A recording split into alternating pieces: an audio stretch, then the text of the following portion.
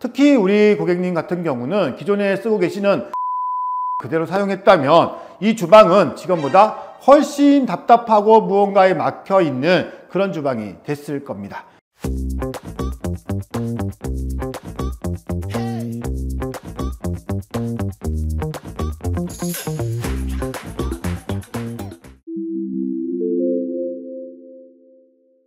오렌지블럭이 만드는 새로운 변화, OBM 이코치입니다. 오늘은 45평 투베이 아파트 12년 된 송파 파크데일 아파트에 나와 있습니다.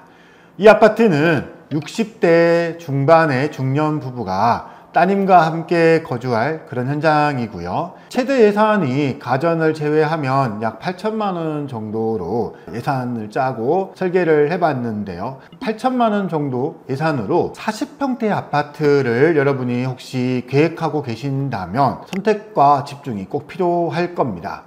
특히 우리 이 고객님 같은 경우는 주방에 특별한 좀 니즈가 있으셨고, 저희가 그 니즈를 어떻게 설계하고 어떻게 풀어냈는지 그 부분을 오늘 집중적으로 살펴보도록 하겠습니다. 주방의 고민을 어떻게 보통 풀어주고 계세요? 대부분 우리 30-40년 동의 주방은 전형적인 일자형 상하부장, 기역자형 상하부장에 키컨장이나 냉장고가 있는 이런 형태들인데 오랜 시간 동안 변하지 않았어요. 왜 바뀌어야 되느냐? 가전들이 많이 바뀌었어요. 우리 라이프 스타일과 가전들이 많이 바뀌었기 때문에 기존에 있던 일자 주방과 기역자 주방의 이런 형태로는 이것들을 소화할 수 없는 거죠. 그러다 보니까 지금 저희가 하고 있는 11자 주방, 대면형 주방, 큰 아일랜드 주방, 홈바가 있는 주방, 이런 주방들로 요즘은 설계들을 많이 하곤 합니다.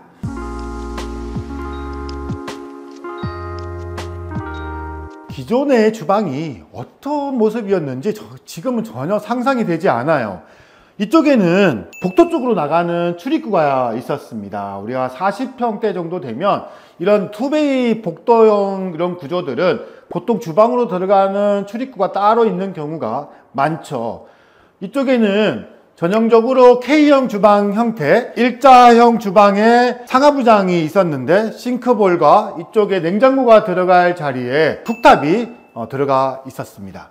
오른쪽에 지금 비어 있죠? 이 부분에는 냉장고, 그 옆에 큰 장이 배치가 되어 있었는데 특히 장 배면에는 수도 설비를 점검하고 분배하는 분배기가 이 밑에 또 배치가 되어 있었어요. 기존의 모습대로 만약에 설계했다면 그대로 여기에 또 냉장고가 들어갔겠죠.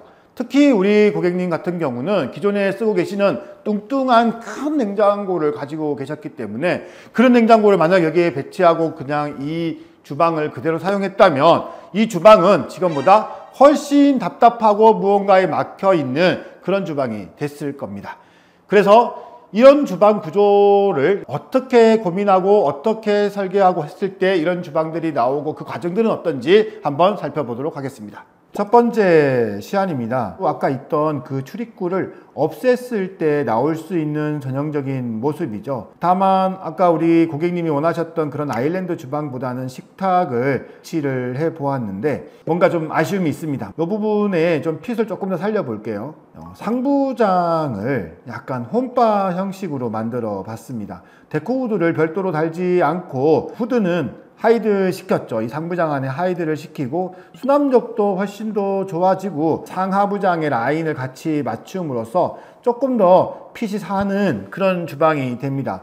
물론 아일랜드 주방이 나오지는 않아요. 식탁이 한쪽에 들어가야 되는 이런 배치가 되죠. 아일랜드 주방을 원하지 않는 그런 고객님들이라면 이런 주방도 나쁘지는 않을 것 같습니다. 그렇지만 전체적인 폭은 조금 더 왼쪽에 장이 있음으로써 좀 작아지는 거죠. 아일랜드를 한번 넣어 볼까요? 식탁을 없애고 아일랜드를 한번 넣어 봤습니다. 그렇지만 어쨌든 이 모습도 시원한 아일랜드 형식이 나오지는 않아요. 약간의 아쉬움이 있죠. 지금 주방 모습이에요. 기존의 출입구를 막으면서 완전히 폐쇄하지 않고 이렇게 아치형 픽스창을 둠으로써 약간의 개방감도 확보를 했고요. 냉장고의 위치는 오른쪽 주방 발코니 쪽으로 최대한 좀 옮겨서 싱크대와 쿡탑을 사용하는 이 동선이 꼬이지 않게끔 그렇게 지금 만들어 봤어요. 이 냉장고가 고객님이 기존에 사용하시던 좀 뚱뚱한 냉장고이기 때문에 이 싱크대 폭이 70cm를 해도 거의 20cm 정도 냉장고가 튀어나오는 그런 문제가 있어요. 그럴 때는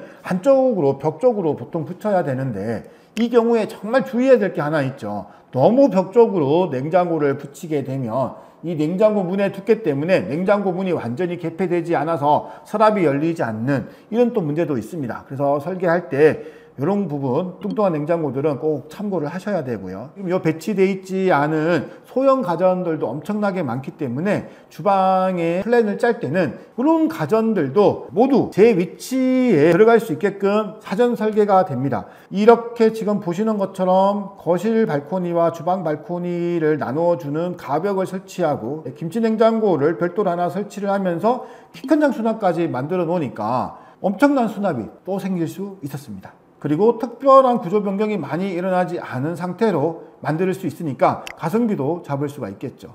거실에서 주방을 봤을 때 모습을 한번 보세요. 처음 저희가 주방을 봤을 때 좌측면에 가구들이 있을 때 모습과 좌측면의 가구들을 없애고 대형 아일랜드를 놓았을 때 이 모습 어떠세요? 훨씬 더 개방감이 넓어지고 훨씬 더 주방이 시원해 보이고 미니멀한 느낌이 들죠. 이게 바로 핵심입니다. 주방을 설계할 때 지금 보여드린 이런 방식으로 계획 설계라는 것을 합니다. 1안, 2안, 다시 1안, 다시 2안, 3안, 4안 이런 것들을 배치를 할 때 각 주방의 장점과 단점들을 하나씩 시뮬레이션을 해보고 가전들을 확인을 해보고 또 심지어 수납에 열리는 개폐하는 이런 방향 선반의 위치 이런 요소들을 검토해서 지금과 같이 계획 설계를 하신다면 여러분 절대 실패하지 않는 그런 주방 만들 거라 제가 확신합니다.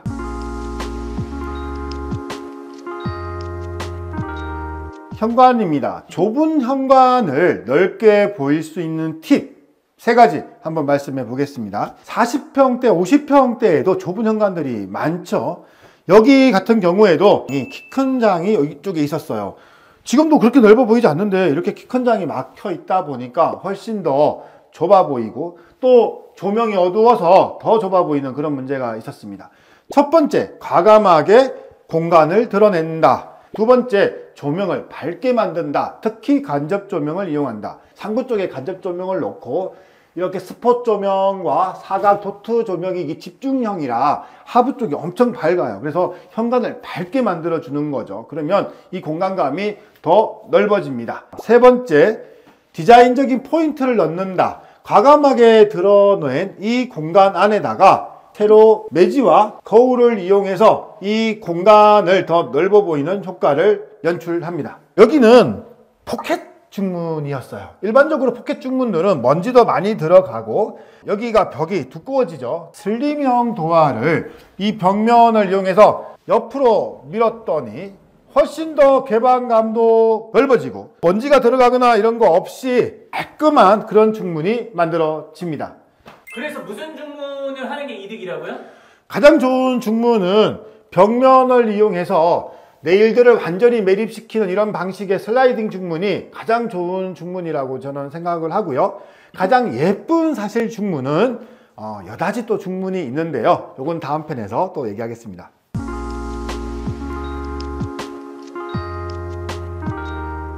기존의 거실 천정은 우물형 천정이었는데요. 지금 과감하게 없애고 실링팬을 달았죠. 실링팬의 높이 때문에 이제 걱정하시는 분들, 이런 분들은 우물형 천정을 살리거나 또는 이 실링팬 헤드를 안으로 조금 집어넣는 그런 설계를 하시는 걸 추천드리고요. 지금처럼 이렇게 민자로 평천정을 밀고 이런 디자인을 하고 실링팬을 딱 넣었을 때 어떠세요? 훨씬 더 미니멀한 느낌이 납니다. 이 핏을 살리고자 하시는 분들은 지금처럼 이렇게 실링팬을 설치하시면 될 것 같습니다.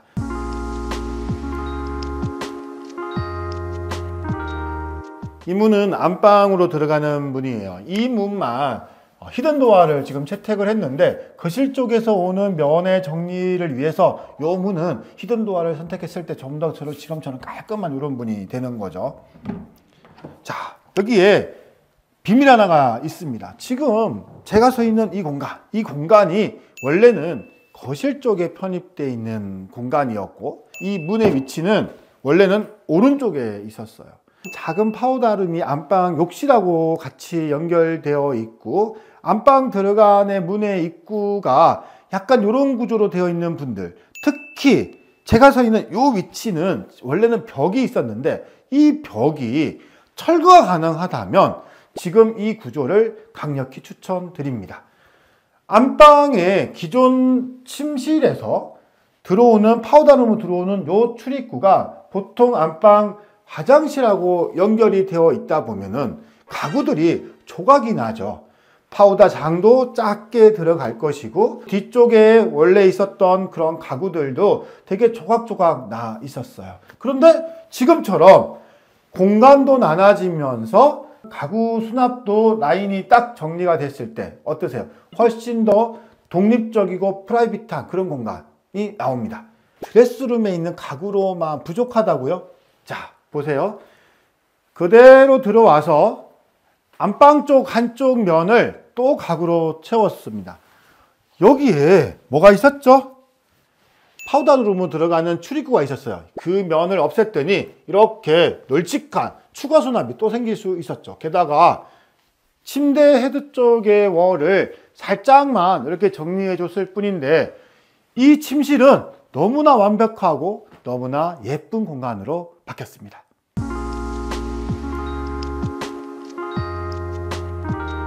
공용 화장실입니다. 지금 보시다시피 스탠다드한 그런 욕실이에요. 다만 뭐가 좀 틀린 게 있죠. 매립 수전이 있어요. 이 젠다이를 끝까지 밀고 나가지 않고 욕조 라인에 맞춰서 상단까지도 이 메스를 만들어 주고, 이 샤워기 헤드와 이 샤워기 수도꼭지의 라인을 같은 면으로 만들어 줍니다. 그리고 요 공간 안으로 들어가 있는 만들어지는 요 공간에 수납을 정확하게 제작해서 만들어 줬을 때 지금과 같은 모습이 나오는 겁니다.